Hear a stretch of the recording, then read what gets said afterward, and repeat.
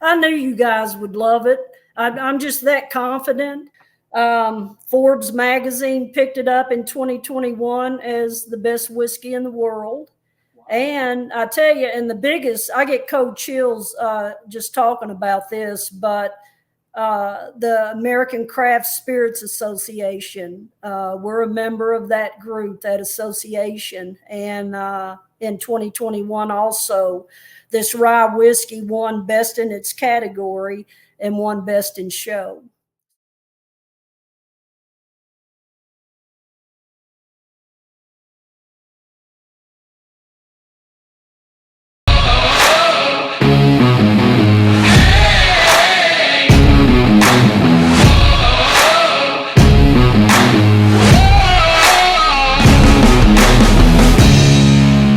Hey guys, I'm Jeff. I'm Rob. I'm Charlie.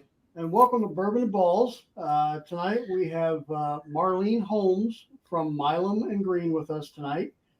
She is the master distiller, and I'll just put it right out there right now. The winner of Master Distiller of the Year from Bourbon, Women of Bourbon. Is that what it says? What it is? Women of Bourbon?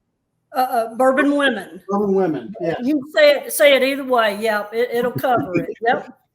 Okay. So welcome. Tell us a little bit about yourself, a little bit about your distillery, and we'll go from there. And like I said, you can see some bottles we have here that we'll be sampling as well. But Marlene, tell us about yourself. Yeah. So first of all, thanks you guys for having me. A couple of months ago when you guys reached out, I was super excited to be able to chat with some folks back home, and so neighbors, so to speak. And so, but yeah, I've been in the business now, a whiskey distiller for almost 35 years now. Originally from Kentucky. Grew up in a little town there in central Kentucky, Campbellsville, home of Campbellsville University. Spent, my early years there, and then moved away when I was about 21 and got into the bourbon business then at Jim Beam, and spent almost 30 years with those folks as a distiller, doing various jobs and what have you. Learned from some of the old timers there. Was hired there back in 1990 when, a lot of the business operations wise was very hands-on, very little automation and computers involved like there is nowadays. But yeah, I learned the business from some of the old timers there at Jim Beam, and spent 28 years with those folks. And then I've been with Milam Greene now for six and a half years, and had the good fortune to meet Marcia. She's our founder, Marcia Milam, and she was looking for a distiller. I was looking to do something with a craft distillery, and through a mutual friend, we connected. And so, yeah, I've been here 6.5 years and just having the best time operating some little pot stills back home in Kentucky. We operated the big column stills. So it was something, the whole thing about moving to Texas and making whiskey was all very different from, the area, the climate, and the equipment that I used then to produce the whiskey on. So, but it's been great for me. I've enjoyed every minute of it. Now I get out, do some PR work, a little marketing, so to speak, here and there. And yeah, just having a great time. So where exactly are you guys located out there in Texas? Yeah, so good question. We're in Blanco, Texas. It's a small rural community right in between Austin and San Antonio. So we're just about an hour due north of San Antonio, about an hour outside of Austin. Then beautiful part of hill country, small rural town, which, is a lot like Campbellsville back home, small and rural, got some elbow room and what have you. So, but yeah, this is where our distillery's at. And a couple of brick houses, and we're home based here in Blanco. So it's interesting as far as where you guys, you said you've been with them for 6 years. As far as with the awards that you guys have gotten, especially recently, right? Explain as far as from your guys' birth of Milam Greene and up until now. It's like that's quite the rapid growth that you guys have achieved thus far. Well, things did take off pretty quick for us, Charlie. Actually, Marcia, when she started the distillery, one of the first labels that we come out with won a double gold medal for us in San Francisco right out of the gate. And Marcia had already, she had already told me and the rest of the crew, we're not going to settle for okay, we're going to be the best. Yeah. This wasn't something that, she was getting into as a hobby or what have you. She was, she was all in. Her passion and her love for bourbon and what have you. And so she said, we're going to be the best at this. So that double gold right out of the gate, even kicked that up a few levels higher as far as the standards that we were to meet. So, and every label we've got, everything we'll taste tonight is award winning. And so our distillery last year was named the Rising Spirits Company of the Year at the Ascot Awards. Wow. And those accolades, to us, it's all about the juice in the bottle. Doesn't matter about me or Heather or Marcia or anybody else. It's about that juice in the bottle. And so that's where we, our focus is at. And but the awards and what have you, I think are a testament to the experience we have on our team.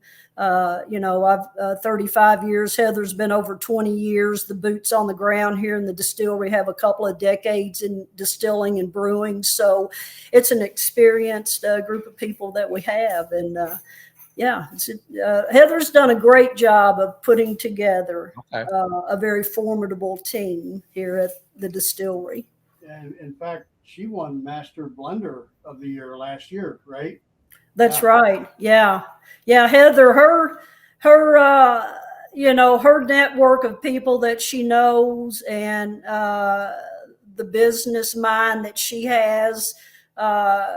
She is so passionate about how we do things. She not only cares about the whiskey and our product, because her name's on the label, but it's like a family. We're a very small, independent owned distillery here. There's less than 20 of us.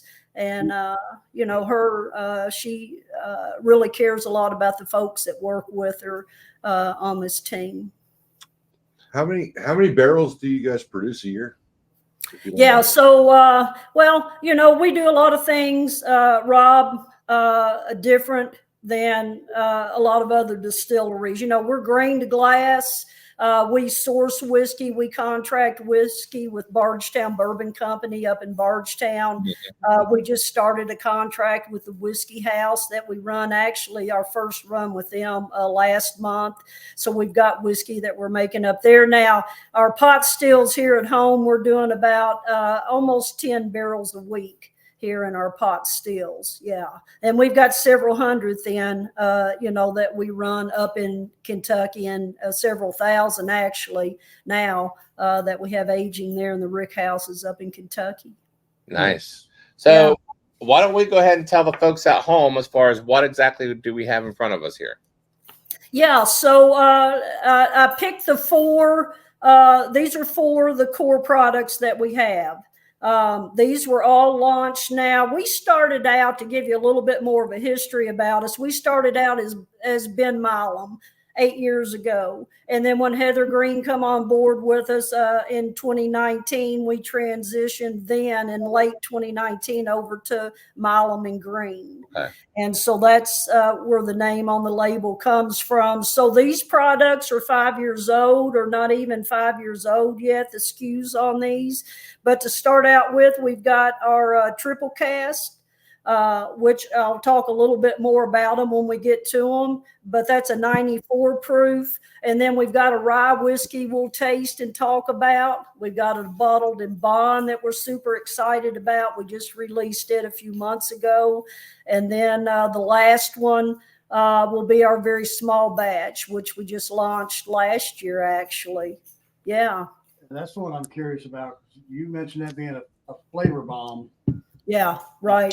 Yeah, that one has been a really big hit. We did an expansion here. Well, it's been almost 3 years ago now, 2.5, 3 years ago. We did an expansion, brought in a new pot still, upsized on our chill system, on our steam system, and added to the building, built another rick house. So we went through a pretty sizable, for a craft distillery expansion, a couple of years ago. And so that very small batch we come out with last year was the first new product we've had in a couple of years. Okay. And people are super excited about it. So this mash bill, what are we looking at here? Yeah, so our home mash bill that we use here in Texas and up in Kentucky also is 70% on the corn, 22 malted rye, and then 8% on the barley. Nice. Okay. So here we have then in front of us as far as the first offering. Yes. So this is So this one's 94 proof. And basically is what we've got here is 3 different aged whiskeys from 3 different states. So this has some Texas whiskey. It has Kentucky whiskey, has a little bit of Tennessee whiskey that we throw in there. So there's a 4-year-old Texas, a 5-year-old Kentucky, and a 7 to 9-year-old Tennessee whiskey. So there's a lot going on at 94 proof. It's great to sip on, or it holds up really nice in a cocktail. But that malted rye, I think, jumps out in this one in our mash bill. A little bit of a nuttiness, a little bit of a chocolate note in there, a little spice, sweet notes. It sure does. You're not kidding. As far as the malty rye part, you get that on the mid to back palate for sure. Yeah. Our mash bill started out 8 years ago with our malted rye. A lot of people, use raw rye. Most distilleries do. I think here in the last 4 or 5 years, you're seeing more distilleries starting to use the malted rye, but we elected to do that right out of the gate, right off the bat, just simply because of the taste. Why malted rye, not malted barley? Well, that flavor. We was looking for that flavor. Now our barley is malted also. It's malted barley. This is really punching through. Yeah, it does. It really comes through at 22% on that rye, and it was just the taste. It was all about the taste that we like to do, that we was looking for, and we tried it both ways, and we liked it best flavor wise with that malted rye in there.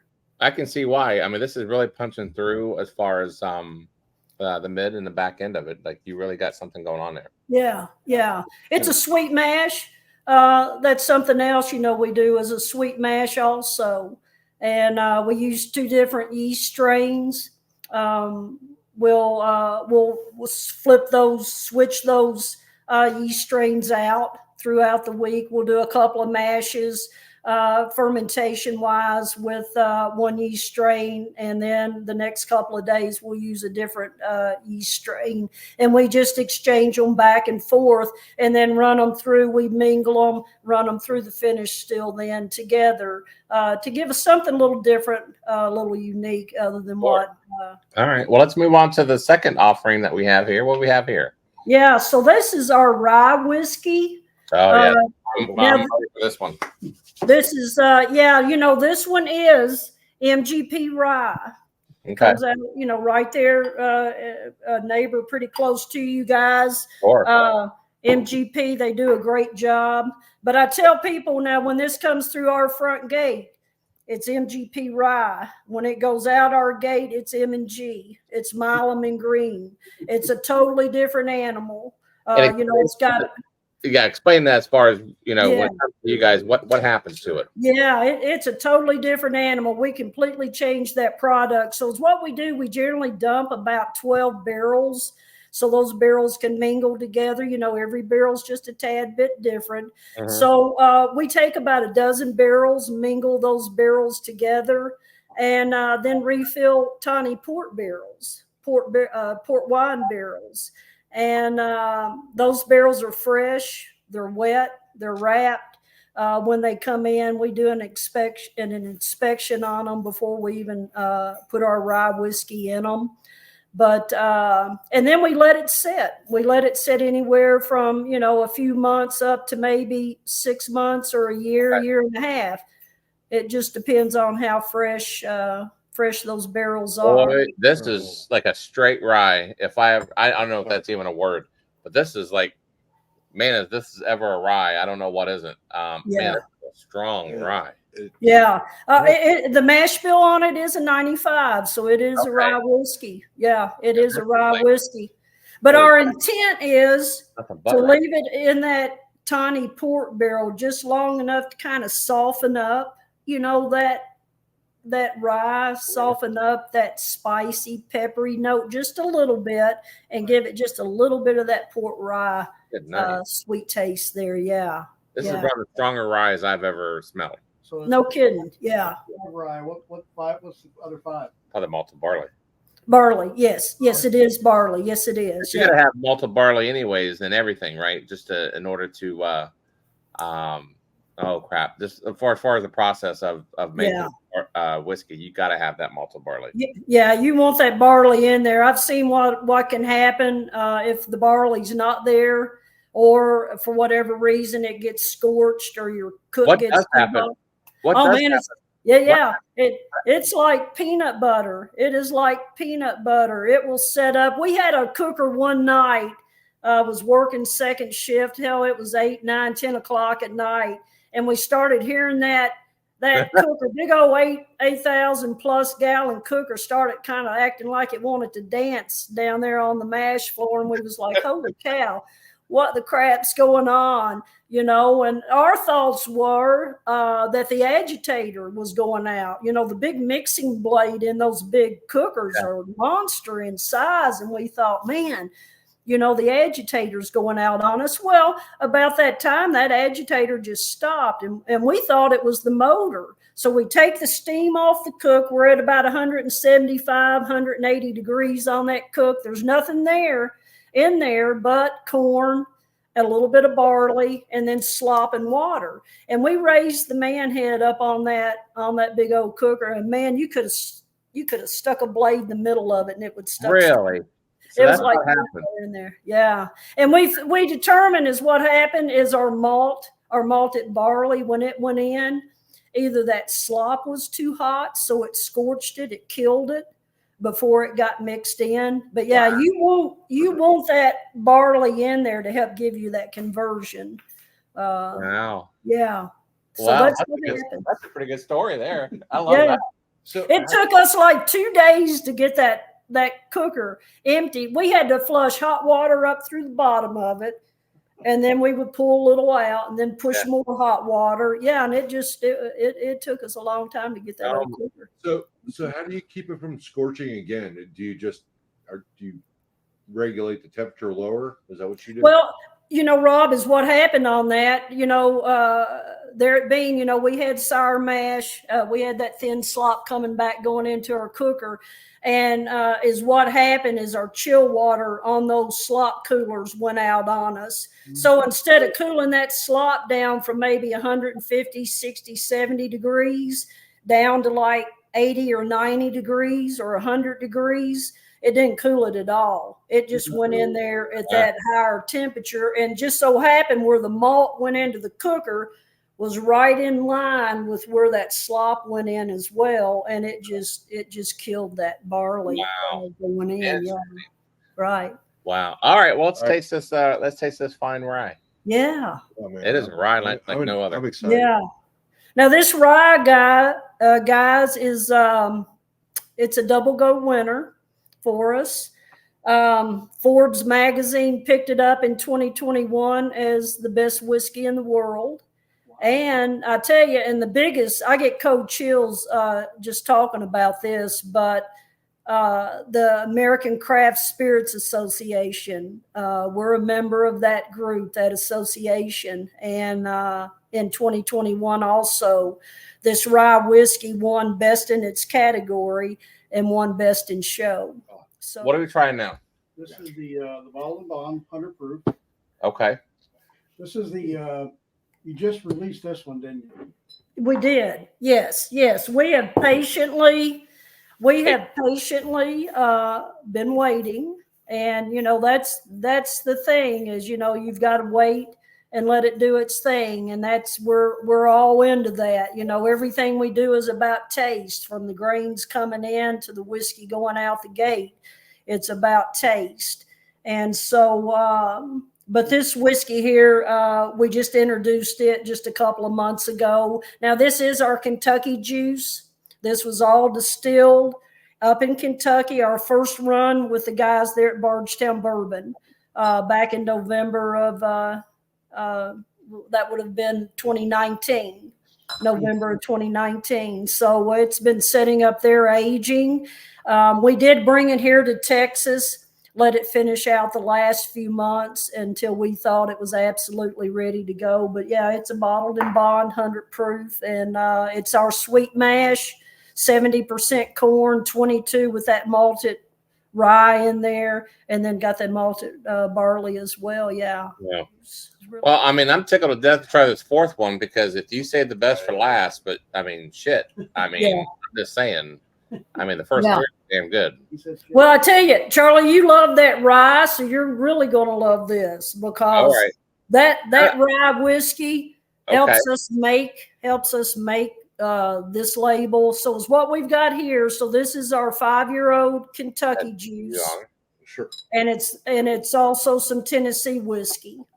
So that's a 5-year-old and a 7-year-old that we've batched together. And then when we empty those tiny port wine barrels, the guys here at the distillery bust those barrels down. They torch those staves, lightly toast them, actually, the outside of those staves here in the parking lot at the distillery, and drop them down in the vat with that juice and let it finish out anywhere. You know, it may take a couple of weeks up to a month or two. Can I just say that when you mention Tennessee whiskey, we all probably know what you're talking about, and maybe you can't say it. And I'm not a big fan of that particular Tennessee whiskey, but I'm not sure what you're doing, but I don't taste any of that. Yeah. People at home know what I'm talking about. Yeah. Does it start with a Dickel? Yeah. Right? Yep. Right. But honestly, I'm I'm not tasting any of that stuff. Yeah. Actually, it is not. Now, when we started out, So it's not, when you say Tennessee, we're not talking Dickel then. No, we are not. I was going to say, I'm not tasting any of the Dickel on this. Yeah. Yeah. All right. Well, maybe that's why I like it. You know, when we originally started out, Charlie, 8 years ago, we did have some of the Dickel whiskey, and that we used the last of that a couple of years ago. Okay. And but that's what I meant earlier on in the show when we first opened up about us being a little bit different. You know, we've got grain to glass. We distill here. Our pot stills run every day. I go back to Kentucky with the crew. We go up there a couple of times, 3 or 4 times a year now with this contract with the whiskey house. But, you know, we just embrace a lot of different things out there that's available to us. It's MGP rye. You know, we've got some Tennessee juice in it. And we tell people that you can read the back label and you can find out, you know, what you've got in that bottle. So we're very transparent and very open about what we're doing and how we're doing things. And, you know, again, to us, it's all about what's in that bottle. It's about good blended, this is like almost like a bourbon rye. What is this? There's no rye. There's no rye in there. That's all bourbon. That's all bourbon. That is our Kentucky juice and a little bit of Tennessee that we put in there. Yeah. I'm not getting the spice. But it's where you're thinking of the rye is those tiny port barrels. When we dump those barrels, we bust those barrels down and toast them. I'm getting rye. Yeah, I'm not getting the rye though. All right. Man. And so the name very small batch is where that comes from. Is the largest vessel we have in our distillery is 1,000 gallons. So when you got 70 or 80 barrels that you need to dump, it's not going to happen in 1,000-gallon vat. So you've got to bust that down to even smaller batches. And so that's where the name very small batch comes from. But this one's 108 proof. This won a gold medal last year for us before we even had it finished bottled and out the gate. Yeah. It's not, you guys, I'm not sure what you're doing, but they're doing it right. I'll be damned. Okay. Well, that's pretty much what I'll say about this is I'll be damned. Yeah. There's a lot of great, and again, at 108 proof, I mean, I could sip on that. Yeah. At 108 proof. Well, I could see myself like just grabbing this off the shelf and just hanging out with friends and family and just drinking some whiskey and going over whatever we go over. But this is something that I would grab off the shelf. So, hey, you got my vote of confidence on this stuff. Nice. This is very good. Deal. I knew you guys would love it. I'm just that confident. And you know, and I'm not saying that. I don't mean that. You know, I don't mean that, you know, in a cocky kind of way. It's just I work with a really good group of people here, and you know, I know what their taste buds are like, and I know what mine are, and